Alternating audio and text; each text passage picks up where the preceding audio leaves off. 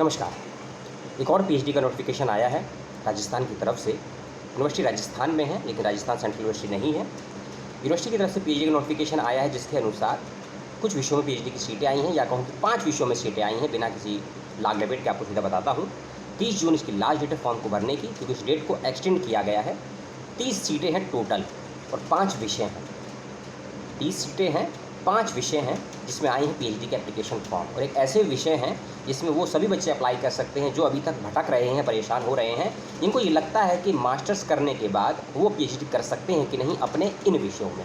कुछ ऐसे विषय भी चलते हैं हिंदुस्तान में जो हो सकता है उस विश्वविद्यालय के अलावा और बच्चे जानते ही ना हो, जैसे दर्शन हो गया, जैन दर्शन, बौद्ध दर्शन, अहिंसा, नॉन वायलेंस, पीस स्टडीज़। ये विषय बहुत कम जगह पढ़ाए जाते हैं, तो इनके भविष्य को लेकर बहुत सी संभावनाएं बहुतों में लोगों में रहती हैं अंधकार में। तो ऐसी एक विश्वविद्यालय है जहाँ इन सभी विषयों वाले बच्चे अप्लाई कर सकते हैं। और कौन कौन से विषय अप्लाई कर सकते हैं मैं आपको बता दूंगा, फिर सीट बताऊंगा, फीस बताऊंगा और एंट्रेंस एग्जामिनेशन की डेट और इंटरव्यू का शेड्यूल भी आपको बताऊँगा। राजस्थान में ये यूनिवर्सिटी का नाम है जैन विश्व भारती इंस्टीट्यूट, लाडनू, राजस्थान। पहले समझ लीजिए इंटरडिसिप्लिनरी सब्जेक्ट क्या होता है। एक ऐसा विषय जिसमें आपने डायरेक्ट मास्टर नहीं किया होता है, लेकिन इनडायरेक्ट रूप से आप उस विषय में अप्लाई कर सकते हैं। बीएचयू की भाषा में इसको अलाइड विषय बोलते हैं और कई जगह इसको इंटरडिसिप्लिनरी सब्जेक्ट या इंटरडिसिप्लिनरी विषय बोलते हैं। तो पहला इसका विषय जिसमें अप्लाई करेंगे आप, योगा, साइंस एंड लिविंग। अगर आपने मास्टर्स इस विषय से किया है तो अप्लाई कर सकते हैं। इसके अलावा यदि मास्टर्स अपने दूसरे सब्जेक्ट से भी किया है तो भी आवेदन कर सकते हैं। कौन कौन से दूसरे सब्जेक्ट हैं वो सुन लीजिए। यदि आपका मास्टर्स फिलॉसफी से है, साइकोलॉजी से है, जियोलॉजी, और इसके अलावा साइकोलॉजिकली माइक्रोबायोलॉजी, बायोटेक्नोलॉजी, ये साइंस के विषय हैं। बायोटेक्नोलॉजी एंड मेडिसिन, सोशोलॉजी, समाजशास्त्र बोलते हैं, संस्कृत, एजुकेशन और फिजिकल एजुकेशन, इनमें से किसी विषयों से आपका मास्टर्स कंप्लीट है तो आप योगा, साइंस और लिविंग वाले में अप्लाई कर सकते हैं। एक और विषय है non violence and peace studies, अहिंसा एवं शांति। इस विषय में बच्चे अप्लाई कर सकते हैं जिनका मास्टर्स इन विषयों में है, जैसे कि फिलॉसफी, गांधी अध्ययन, value education, sociology, economics, social work, education, human rights, conflict resolution, environmental studies and management studies, Hindi साहित्य, पब्लिक एडमिनिस्ट्रेशन, हिस्ट्री और पीस एजुकेशन। ठीक है। फिर है प्राकृत एवं संस्कृत। प्राकृत और संस्कृत साहित्य समझ लीजिए, जब प्राकृत एवं संस्कृत भाषा समझ लीजिए। ठीक है। या व्याकरण वाले भी इसको अप्लाई कर सकते हैं। तो इसके अलावा कौन कौन से विषय अप्लाई कर सकते हैं उसको भी सुन लीजिए।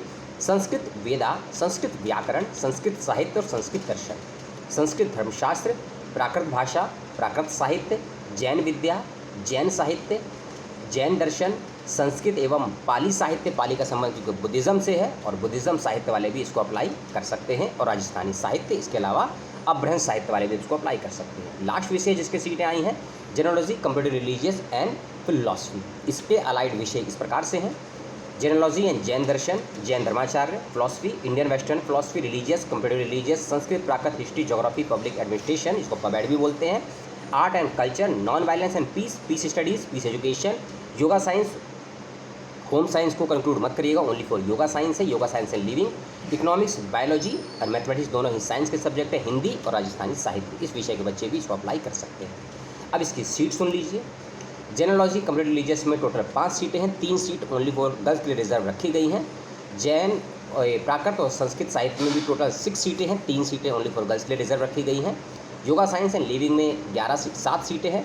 Non violence and peace education में या पीस में 11 सीट है, और इंग्लिश में 3 सीटें रखी गई हैं। ये इसकी सीटें हैं। इंपॉर्टेंट डेट्स को भी एक बार जान लेते हैं, सिलेबस का लिंक और पुराने क्वेश्चन पेपर, पुराने 8 सालों के सारे सब्जेक्ट का सिलेबस और पुराने क्वेश्चन पेपर पिछले 8 सालों का लिंक भी मैं आपको डिस्क्रिप्शन बॉक्स में दे चुका हूँ, उसको ज़रूर देख लीजिएगा।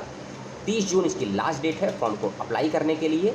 20 अगस्त के आसपास इसकी प्रवेश परीक्षा होनी है, और 21 अगस्त के आसपास इंटरव्यू का शेड्यूल आ जाएगा। 21, 22, 23 के आसपास में, ये 23 की बात कर रहा हूँ, और सितंबर के सेकंड और फर्स्ट वीक में इसकी क्लासेस भी स्टार्ट हो जाएंगी। ठीक है। ये डीम्ड यूनिवर्सिटी है, इसका ध्यान रखिएगा। टॉप इंडिया की 5 यूनिवर्सिटीज़ में इसका नाम आता है, ये भी ध्यान रखिएगा।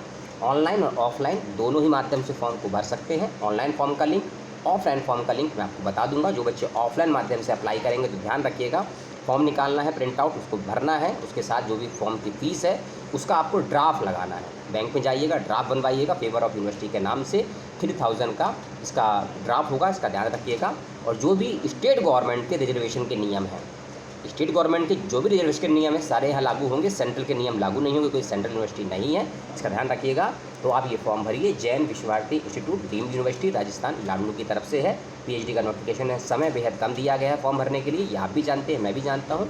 अगली वीडियो में बात करेंगे एक और यूनिवर्सिटी के फॉर्म की। तब तक के लिए अपनों का ख्याल रखिएगा, सवाल पूछिएगा, डाउट शंका हो कमेंट करके उसको दर्ज कीजिएगा।